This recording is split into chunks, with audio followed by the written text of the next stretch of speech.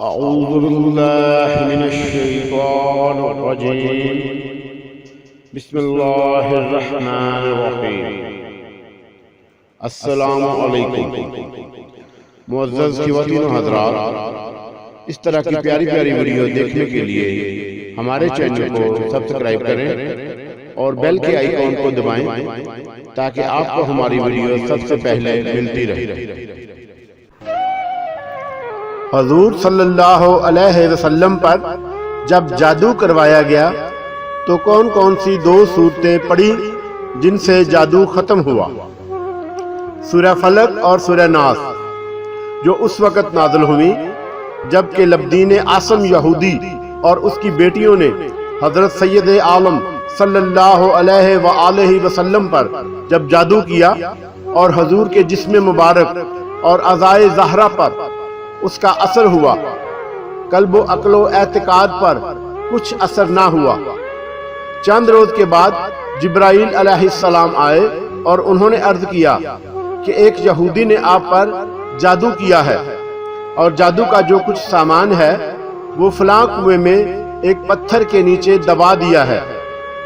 حضور سید عالم صلی اللہ علیہ وسلم نے علی مرتضیٰ رضی اللہ تعالی عنہ کو بھیجا۔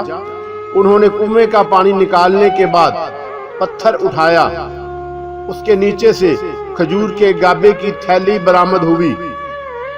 اس میں حضور صلی اللہ علیہ وسلم کے موئے مبارک جو کنگھی سے برآمد ہوئے تھے اور کنگھی کے چند دانے اور ایک ڈورا یا کمان کا چھلا جس میں 11 گریں لگی تھی اور ایک موم کا پتلا جس میں 11 سوئیں چبائی گئی تھیں، یہ سب سامان پتھر کے نیچے سے نکلا اور حضور کی خدمت میں پیش کر دیا گیا۔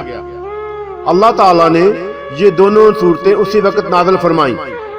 ان دونوں صورتوں میں 11 آیتیں ہیں۔ ہر ایک آیت کے پڑھنے کے ساتھ ایک گرہ کھلتی جاتی تھی، یہاں تک کہ سب گرہیں کھل گئیں اور حضور صلی اللہ علیہ وسلم بالکل تندرست ہو گئے۔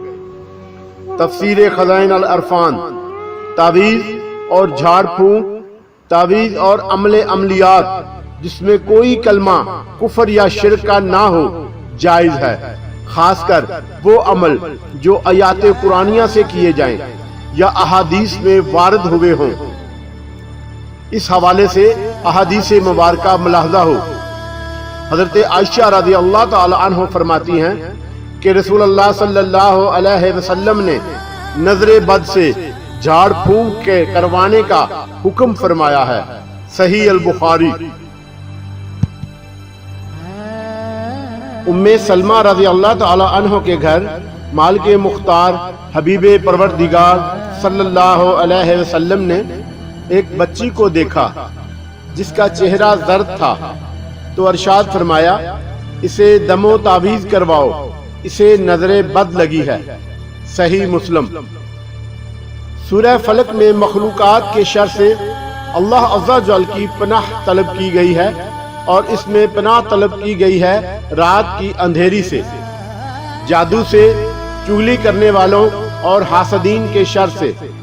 سورہ ناس میں پناہ طلب کی گئی ہے رب عز و جل کی جو مالک ہے اور لوگوں کو پالنے والا معبود حقیقی ہے، شیاطین اور اس کے گروہ سے بچنے کے لیے جو لوگوں کے دلوں میں وسوسے ڈالتے اور ان کو بہکاتے ہیں۔ دونوں صورتیں صرف جادو کے لیے ہی نہیں بلکہ دوسری آفتوں میں بھی کام آتی ہیں، جیسا کہ اس حدیث مبارکہ میں ہے۔